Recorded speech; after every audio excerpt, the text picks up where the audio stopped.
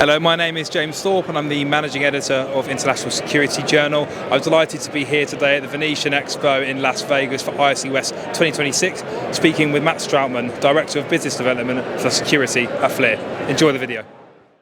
Matt, obviously it's an absolute pleasure to be catching up again here at ISC West 2026 in Las Vegas. Can you just start by telling our viewers a little bit about your role at FLIR and also kind of what you're showcasing at the event this year? Yeah, I'm Matt Strautman. I'm a Director of Global Business Development at FLIR, focused on the security vertical.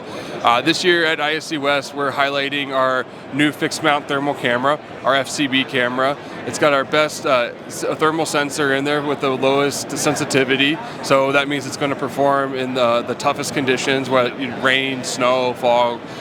It's also updated analytics in the camera, focused on our neural network, so we're going to be more accurate on target detection, whether that's really focusing on humans and vehicles. Fantastic, and obviously whilst we're here in Vegas, we're talking about the market we're looking at. How has your approach to the market changed in the last few years, and how does that affect what you talk about to people when they come on the stand here at this show?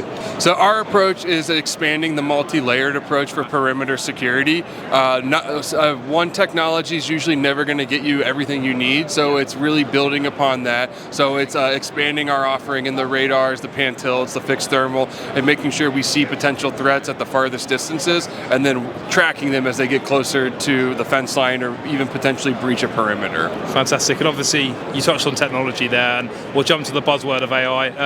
How does that enhance threat detection kind of postures for your clients, and using your technology? How is AI kind of shaping what you're doing? Yeah, I mean, AI, it is the buzzword. So we're trying to use it where it makes sense. So right now we're focusing on improving our edge analytics.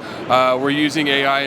Life safety is also important. We have products that are focused on early fire detection. So we're using a lot of analytics to be able to check trends and temperature rise or fall, which is usually an early indicator of a potential threat. So we're doing using analytics there as well, and then building out our software platforms to do more searching at the VMS level as well. Fantastic, and obviously you just touched on it there, and I was chatting to your colleagues before we did this video. I know security is your primary focus, but when we look at life safety and obviously fire as well, how are your solutions working in that space and tying those three things together as well? Yeah, so fire is early fire detection is becoming more and more part of security, because if something happens, people are at risk, and part of security is keeping employees safe. Yeah. So what we're doing is a lot of our radiometric cameras can measure accurate temperatures at plus or minus 2 degrees Celsius.